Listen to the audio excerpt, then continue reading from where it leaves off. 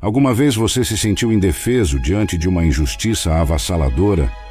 Frequentemente nos sentimos incapazes, afinal, quem nos ouviria se falássemos? Será que podemos realmente fazer a diferença quando a injustiça já está tão difundida? Esta é a história de um homem tão comum quanto qualquer um de nós. Amós era um simples pastor que confrontou as poderosas estruturas de sua época e trouxe a perspectiva de Deus para uma sociedade complacente. Então, querido ouvinte, permita que sua história mova seu coração a agir e a caminhar na fé. Se Deus pôde usá-lo para impactar sua geração, certamente pode usar você para moldar a sua. Antes de mergulharmos mais fundo na história de Amós, não se esqueça de se inscrever em nosso canal e ativar o sininho de notificações para que o YouTube te avisa sempre que publicarmos um vídeo novo. Comecemos. Amós era de Tecoa, uma vila localizada a 16 km ao sul de Jerusalém, no Reino de Judá, o Reino do Sul. Este profeta desconhecido e inesperado dirigiu-se à nação de Israel, conhecida naquela época como o Reino do Norte, que reunia 10 das 12 tribos após a divisão da nação. Sua mensagem foi proclamada em Betel, na capela do rei. Ele não tinha descendência sacerdotal ou nobre, mas trabalhava como pastor de ovelhas e agricultor. Leiamos Amós capítulo 1, versículo 1. As palavras de Amós, que foi um dos pastores de Tecoa, que profetizou acerca de Israel nos dias de Uzias, rei de Judá, e nos dias de Jeroboão, filho de Joás, rei de Israel, 2 anos antes do terremoto. O Jeroboão mencionado era, de fato, Jeroboão II, rei de Israel, ou do Reino do Norte. Aqui também se menciona uma data porque diz 2 anos antes do terremoto. Este terremoto também foi mencionado por Zacarias, cerca de 200 anos depois. Segundo o historiador Joséfo, ocorreu durante o reinado de Uzias. Independentemente disso, este detalhe nos ajuda a entender que Amós era contemporâneo de Oséias e que ele foi um dos primeiros profetas a profetizar para o Reino do Norte ou de Israel. Este livro do profeta Amós é a única menção que temos deste homem no Antigo Testamento. Nem o primeiro, nem o segundo livro dos Reis, nem o primeiro, nem o segundo livro das Crônicas mencionam este profeta. E não deve ser confundido com Amós, o pai do profeta Isaías. O texto nos diz que Amós foi um dos pastores de Tecoa. Parece que Amós não teve um treinamento teológico ou profético formal, embora houvesse uma escola de profetas conhecida como os filhos dos profetas naquele tempo. Amós era um homem simples, um agricultor que havia sido especialmente chamado ao ministério. Amós falou de seu fundo e chamado em Amós capítulo 7, versículos 14 e 15. Amós respondeu a Amazias: Eu não sou profeta, nem filho de profeta, mas sou pastor e também trato de sicômoros. Mas o Senhor me tirou de seguir o rebanho e me disse: Vai, profetiza ao meu povo Israel. Amós usa uma expressão pouco comum para descrever seu trabalho. Em vez de simplesmente dizer pastor, o hebraico original chama Amós de criador de ovelhas.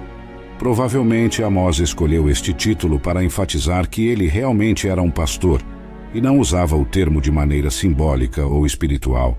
A maneira como Deus usou Amós nos lembra de como ele usou os discípulos de Jesus, homens comuns que foram chamados para realizar grandes feitos por Deus.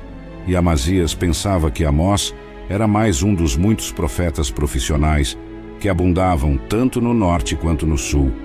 Pessoas que viviam de profetizar em nome do Senhor, que se faziam notar nos arredores do templo e dos santuários e que vendiam seus serviços ao melhor pastor. Portanto, a primeira coisa que Amós faz é negar essa ideia. Daí as palavras: não sou profeta, nem filho de profeta. As escolas de profetas que existiam em Israel desde cedo eram grupos formados possivelmente por jovens com certas inquietações espirituais que, talvez sob a supervisão de um profeta, preparavam-se para este ministério. Há registros disso já nos tempos de Samuel, e é possível que Isaías também tivesse um grupo desses discípulos ao seu redor.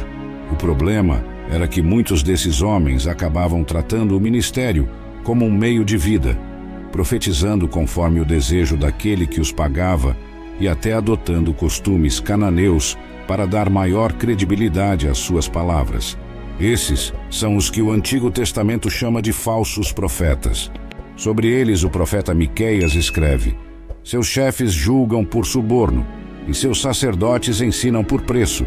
Seus profetas adivinham por dinheiro, e ainda se apoiam no Senhor, dizendo: não está o Senhor no meio de nós?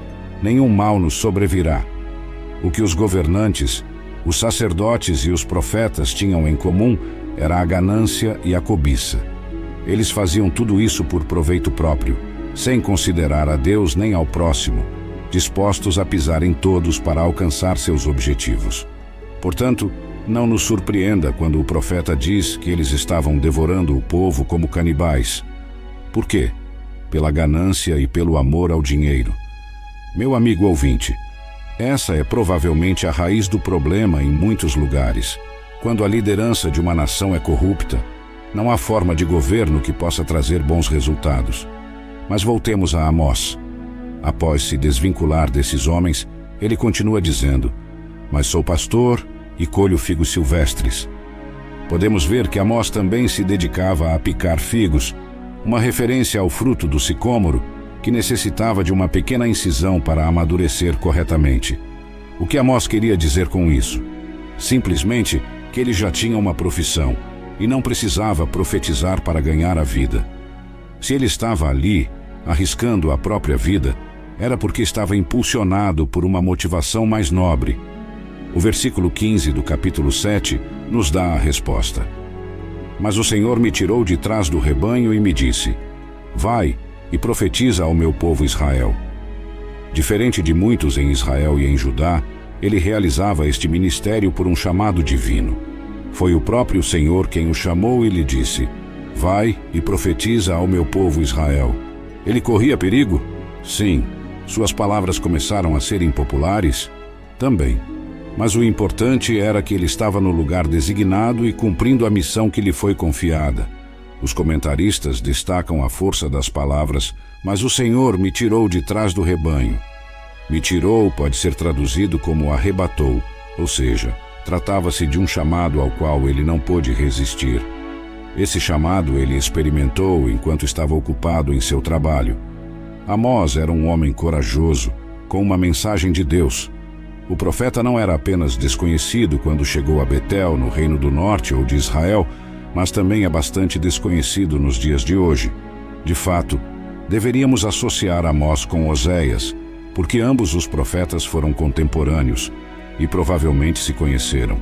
O mensageiro de Oséias enfatizava o amor de Deus, apresentando um Deus de amor que também está pronto para julgar, enquanto Amós falava sobre a elevada e inflexível justiça de Deus que o leva a julgar o pecado.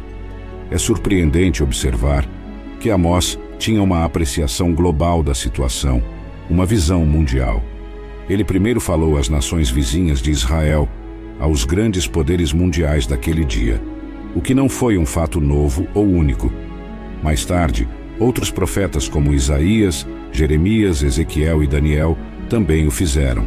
Mas a abordagem usada por Amós foi inverter esse método. Ele falou primeiro do julgamento de Deus sobre as nações vizinhas e depois sobre o julgamento de Deus sobre Israel. Quando Amós falou primeiro em Betel, o santuário do rei, indicando que Deus julgaria a Síria, a Filístia, Fenícia, Edom, Amon e Moabe, todos encheram o santuário do rei. Ao reunir uma grande quantidade de pessoas ao seu redor, muitos gostavam de ouvir minha pregação sobre os pecados dos habitantes de Moabe, porque dessa forma eu não estava falando dos seus próprios pecados como israelitas. Hoje, muitas pessoas gostam de ouvir o pregador condenar os pecados alheios, sejam eles atuais ou de outros tempos. Mas qualquer pregador que fale contra os pecados atuais e próprios de seus ouvintes enfrentará problemas. Creio que, mesmo sendo um pregador rural, vindo de uma região desértica, usei bastante diplomacia ao falar primeiro das outras nações. Afinal, embora simples, consegui expressar-me com eloquência e fui reconhecido como um grande orador. Depois de falar do julgamento de Deus sobre as nações vizinhas, denunciei contra Israel, que havia esquecido as bênçãos de Deus. Israel tornou-se como seus opressores ao imitar seus pecados. Além disso, os israelitas esqueceram-se do dever e da responsabilidade que tinham como povo de Deus, algo que os tornava merecedores do juízo divino. A razão para um juízo mais severo era bastante óbvia. O privilégio sempre cria responsabilidade. Quanto maior a luz da revelação que alguém recebe, maior é a sua responsabilidade perante Deus. É evidente que você, meu estimado ouvinte, e eu somos mais responsáveis perante Deus do que aqueles a quem foi impossível ler a Bíblia e que não estão ouvindo de modo algum a palavra de Deus. Frequentemente julgamos os outros por sua incredulidade, mas já paramos para pensar na tremenda responsabilidade que você e eu temos devido ao nosso privilégio de possuir a palavra de Deus? Orgulhamo-nos de ter a Bíblia, mas o que realmente importa é nossa obediência pessoal à palavra de Deus e se estamos fazendo algo para ajudar a que essa palavra chegue aos outros. Assim, ao deixar o tema das nações vizinhas, o profeta passou a tratar dos pecados do povo de Deus, começando por Judá, o reino do sul, de onde eu mesmo vinha. Leiamos Amós capítulo 2, versículos 4 e 5. Assim diz o Senhor: por 3 transgressões de Judá, e por 4 não revogarei o castigo, porque desprezaram a lei do Senhor, e não guardaram os seus mandamentos, e as suas mentiras fizeram errar aqueles que lhe seguiam, e após os quais andaram seus pais. Portanto, porei fogo em Judá, que consumirá os palácios de Jerusalém. Aqui usei a frase típica do profeta para comunicar que eu poderia enumerar muitas transgressões das quais eles eram culpados, mas eu destacaria uma delas que era chave: porque desprezaram a lei do Senhor e não guardaram seus mandamentos, e suas mentiras fizeram errar seus seguidores, seguindo os passos de seus pais. Esta frase resumiu em poucas palavras o que levou muitas páginas para os profetas Isaías, Jeremias e Ezequiel expressarem. Deus julgaria o reino do sul. E por quê? Porque eles desobedeceram aos seus mandamentos e desprezaram a lei de Deus. Eles tinham até mesmo o templo, localizado em Jerusalém, e como consequência, seriam julgados como as outras nações, com fogo contra eles e seus palácios. Como os demais profetas, mencionei repetidamente que haveria um julgamento por fogo. Quando o rei Nabucodonosor avançou contra a cidade, ele incendiou completamente Jerusalém. Apenas as pedras permaneceram naquela área em particular. O uso repetido de fogo para expressar julgamento continua no Novo Testamento. Certamente, referia-me ao fogo material que viria contra os muros e palácios materiais, mas a Bíblia também usa o fogo de maneira espiritual para descrever a obra purificadora de Deus no crente. A Bíblia diz que Deus provará com fogo as obras de cada crente para queimar o que for indigno. Quando pensamos no fogo purificador de Deus, devemos lembrar da forma como o apóstolo Pedro expressou em sua primeira carta, capítulo 4, versículo 17. Porque já é tempo de começar o julgamento pela casa de Deus, e se começa por nós, qual será o fim daqueles que não obedecem ao Evangelho de Deus? Meu amigo ouvinte, deveríamos convidar Deus a queimar qualquer muro ou palácio que construímos contra Ele, para que sua obra possa continuar em nós e através de nós, sem obstáculos. Depois de anunciar o julgamento de Deus sobre Judá, eu, Amós, anunciei o julgamento contra Israel, o reino do norte, por imoralidade e blasfêmia. Lembro-me de que estava proclamando essas mensagens em Betel, no reino do norte, falando na capela do rei. Acredito que, cada vez que me levantava para falar, escolhia uma dessas nações e pronunciava o julgamento de Deus sobre ela. Naquele momento, quando mencionei até Judá, estava me aproximando muito do povo no qual me encontrava. No entanto, as 10 tribos do norte e as 2 tribos do sul estavam em estado de guerra entre si na maior parte do tempo. Em várias ocasiões, eles chegaram a fazer alianças, mas isso ocorreu apenas por medo e pela necessidade de enfrentar inimigos comuns. A maior parte do tempo, esses reinos do norte e do sul foram inimigos. Portanto, quando eu, o profeta Amós, comuniquei minha mensagem de julgamento contra o reino do sul, todos os presentes devem ter assentido em concordância, porque concordavam que Deus deveria julgar Jerusalém e Judá. Mas o que deveria ser dito ao reino do norte? começando com o versículo 6 do capítulo 2, eu, o profeta, falaria ao reino do norte. Betel era a cidade na qual o rei adorava, e este homem estava falando na capela do rei. Assim, com minhas palavras de julgamento, estava me aproximando desse povo do norte, cujo futuro eu começaria a intrometer. Com isso, eu, o profeta Amós, começaria a falar do pecado da congregação que estava diante de mim. Já não falava sobre os pecados dos moabitas, mas dos pecados do reino do norte. Eles também tinham a lei de Deus e haviam sido ensinados de acordo com os 10 mandamentos. Vamos então ler o que disse o profeta Amós no versículo 6 do capítulo 2. Assim diz o Senhor: por 3 transgressões de Israel e por 4 não revogarei o castigo, porque vendiam por dinheiro o justo e o pobre por um par de sandálias. Havia mais transgressões do que essas, e eu as mencionaria. Iria tratar das leis de Moisés, não apenas dos 10 mandamentos como fiz com Judá, mas das leis que lidavam com a vida diária das pessoas. Continuava dizendo o versículo: porque vendiam por dinheiro o justo e o pobre por um par de sandálias. Como já dissemos, as 10 tribos do norte tinham a lei de Moisés, mas estavam cometendo os mesmos pecados que as nações vizinhas. Era então um fato que o mesmo povo que Deus havia removido da terra prometida era culpado dos mesmos pecados que Israel estava cometendo naquela época. Primeiro, mencionei o maltrato aos pobres. Ao ler este livro, veremos que eu, Amós, tinha muito a dizer sobre os pobres. No capítulo 4, versículo 1, lemos: ouvi esta palavra, vós, vacas de Bazã, que estáis no monte de Samaria, que oprime os pobres, que esmagais os necessitados. E no capítulo 5, versículo 11, também lemos: portanto, porque esmagais o pobre e recebeis deles tributo de trigo, edificastes casas de pedra lavrada, mas não habitareis nelas. Plantastes vinhas formosas, mas não beberás o vinho delas.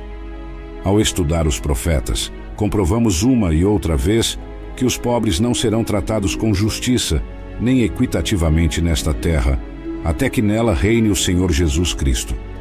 A única esperança para os pobres se encontra no Senhor. Muitos prometeram cuidar das classes sociais menos favorecidas, mas uma vez que têm os meios para fazer isso, frequentemente falham em suas promessas e protegem apenas seus próprios privilégios. Por isso, nos sentimos gratos por haver alguém como o Senhor Jesus Cristo, que finalmente trará justiça aos pobres. Ficou claro que Deus julgaria esta nação aqui por maltratar os pobres. Ele lhes deu várias leis sobre esse tema, e mencionaremos apenas uma registrada em Deuteronômio, capítulo 16, versículo 19. Não torças o direito, não faças acepção de pessoas, nem tomes suborno, porque o suborno cega os olhos dos sábios e perverte as palavras dos justos. Deus entregou essa lei para proteger essa classe social. Naqueles dias, um homem poderia ser absolutamente inocente, mas seu adversário poderia subornar o juiz para receber um veredicto favorável. Devo dizer que essa prática não parece ter saído de moda. Outros costumes mudaram ou evoluíram, mas esta não. Nos casos em que o dinheiro parece ser um fator determinante, é difícil que uma pessoa sem recursos seja tratada com justiça. Estava falando de um problema pertinente do meu tempo, em que até um par de sapatos poderia perverter um julgamento e causar sofrimento aos pobres. Como já mencionei anteriormente, havia mais transgressões no Reino do Norte, e eu as mencionaria. Mas em resumo, podemos dizer que Israel desenvolveu um estilo de vida distante do que agrada a Deus, como resultado de sua rebeldia espiritual, egocentrismo e confiança em si mesmos. Eu, o profeta, convidei Israel a buscar a Deus. Leiamos Amós, capítulo 5, versículo 4. Assim diz o Senhor à casa de Israel: buscai-me e vivereis. Quando Israel estava maduro para o julgamento, a chave para sobreviver era simplesmente buscar a Deus. No entanto, eles não poderiam buscar ao Senhor, a menos que deixassem de buscar lugares de desobediência e obstinação, exemplificados por Betel e Gilgal, outros centros rivais de adoração. Estimados ouvintes, Deus está sempre disposto a perdoar nossas iniquidades. Só depende de nós reconhecê-las e correr para sua presença em busca de misericórdia. Amós explicou por que Deus era digno de ser buscado e por que ele poderia livrar Israel de sua ruína iminente. Leiamos o versículo 8 do capítulo 5 do livro de Amós. Buscai ao que faz as Pleiades e Órion, e torna as trevas em manhã, e escurece o dia como a noite. O que chama as águas do mar e as derrama sobre a face da terra. O Senhor é o seu nome. Novamente, Deus fez ouvir uma mensagem de graça e compaixão. Deus é muito mais paciente do que nós. Chegamos à conclusão de que precisamos aprender a ser pacientes e, com a ajuda do Espírito Santo, observar o caráter de Deus. Quão sofredor e paciente Ele é. Diz aqui: buscai ao que faz as Pleiades e Órion. Órion é uma das muitas constelações que podemos ver no céu e com a qual as pessoas daquela época estavam familiarizadas. E acrescentou o versículo: Ele torna as trevas em manhã e faz escurecer o dia como noite. Ele é quem chama as águas do mar e as derrama sobre a face da terra. Isso significa que Ele é quem faz descer a chuva. É verdade que a chuva é controlada pela lei da hidrodinâmica, mas quem fez a lei da hidrodinâmica? Quem é que tira a água do oceano, a concentra sobre as nuvens e a desloca com o vento até que estejam posicionadas no lugar adequado e depois libera a água que desce em forma de chuva? Estimado ouvinte, Deus é quem realiza essa atividade. O profeta Amós disse: o Senhor é o seu nome. Na verdade, estava dizendo ao povo de Israel que eles haviam se entregado ao culto a ídolos e que suas vidas não honravam sua profissão de fé no Deus vivo, o Deus Criador. Amigo ouvinte, no mundo, você não encontrará o que sua alma realmente deseja. Busque a Deus e viverá. Vire-se e você o encontrará com os braços abertos, dizendo: vinde a mim, todos os que estáis trabalhados e carregados, e eu vos aliviarei. Sim, quem fez as estrelas que anunciam a manhã e a noite, a primavera e o inverno, quem transforma as trevas em manhã, te convida e te espera. Ele é a resposta. Ele é o caminho. Ele é a verdade e a vida. Se você tem a Ele, você tem tudo. Deus foi firme e, finalmente, eu, Amós, aponto para a perseguição que os servos do Senhor enfrentam, relatando as dificuldades que vivi por causa das acusações do sacerdote Amazias. Leiamos o capítulo 7, versículos 10 e 13. Então o sacerdote Amazias de Betel enviou a dizer a Jeroboão, rei de Israel: Amós se levantou contra ti no meio da casa de Israel. A terra não pode suportar todas as suas palavras, porque assim disse Amós: Jeroboão morrerá pela espada, e Israel será levado de sua terra em cativeiro. E Amazias disse a mim: Amós, vidente, vai, foge para a terra de Judá. Come lá o teu pão e profetiza lá, mas não profetizes mais em Betel, porque é santuário do rei e capital do reino. O lugar de onde eu estava pregando não era uma cidade ou vila comum de Israel. Era o principal santuário do país, Betel, onde se adorava a Deus na forma de um bezerro. Este lugar era, sem dúvida, uma grande plataforma para expandir minha mensagem, por dois motivos. Primeiro, pela variedade do meu público. Até ali chegavam pessoas de todos os cantos do país, das cidades importantes e das pequenas aldeias, tanto pobres quanto ricos. Não esqueçamos que ali o rei vinha adorar e tinha uma residência temporária. Daí a frase santuário do rei e capital do reino. Segundo, este público se renovava constantemente. O peregrino que vinha a Betel provavelmente não ficava mais de 2 ou 3 dias, às vezes menos, e seu lugar era ocupado por outra pessoa. Sempre havia pessoas novas ouvindo o profeta, e as possibilidades de que minha mensagem se espalhasse eram grandes. Isso começou a incomodar, especialmente as autoridades religiosas. Por quê? Porque aquela pregação, em primeiro lugar, denunciava a falsidade da religião estatal, que apesar do belo e elaborado culto que tinham, na realidade Deus não estava com eles, como pregavam, mas contra eles. Em segundo lugar, colocava em perigo a posição de privilégio que gozavam diante das autoridades e do povo, como mediadores entre o homem e Deus. Em terceiro lugar, expunha como haviam se moldado ao sistema e, na realidade, justificavam a injustiça. Os interesses econômicos e pessoais pesavam mais do que a verdade de Deus. Assim como aconteceu mais tarde com nosso Senhor Jesus Cristo, como ocorreu com os apóstolos e como acontece com a Igreja de Deus e os crentes, quando somos fiéis à mensagem, a oposição não demora a aparecer. Neste caso, estava encarnada por Amazias. Este era um homem mau porque é identificado como sacerdote de Betel, um dos centros de adoração idólatra. Ele enviou uma mensagem a Jeroboão, rei de Israel, que era um rei bem-sucedido segundo padrões mundanos, mas um rei mau diante de Deus. Amazias envolveu-me em uma conspiração para desacreditar o rei Jeroboão e o povo de Israel. Ele também disse que minha mensagem era dura demais. A terra não pode suportar todas as suas palavras, e Jeroboão morrerá pela espada. Foi verdade que eu havia dito algo sobre a espada e sobre Jeroboão, mas eu, o profeta, não havia dito que Jeroboão pessoalmente morreria por ferida de espada. O sacerdote Amazias era um político eclesiástico que estava distorcendo a verdade, e essa é a pior espécie de mentira.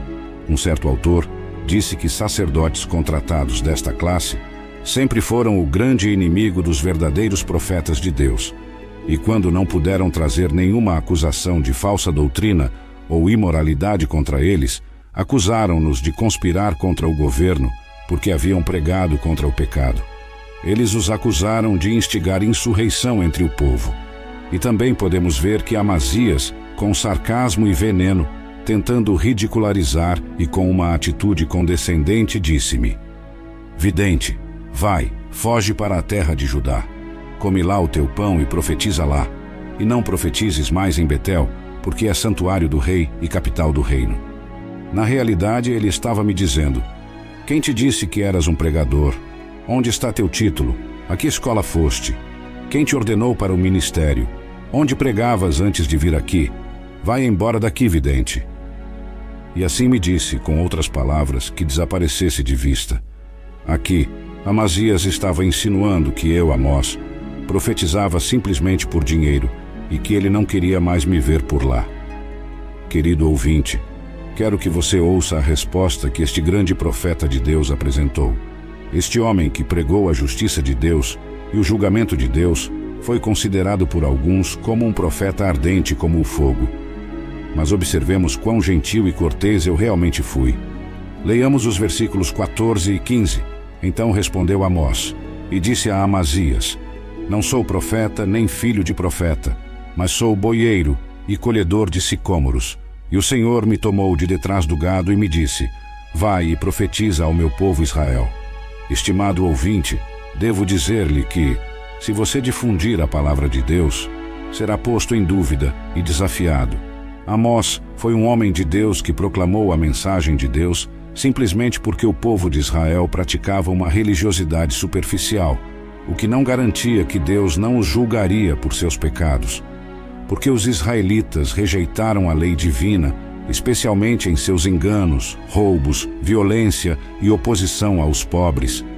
Deus lhes disse que ele desprezava seus dias de festa. Embora eles apresentassem seus holocaustos e oferendas de cereais, ele não as aceitaria.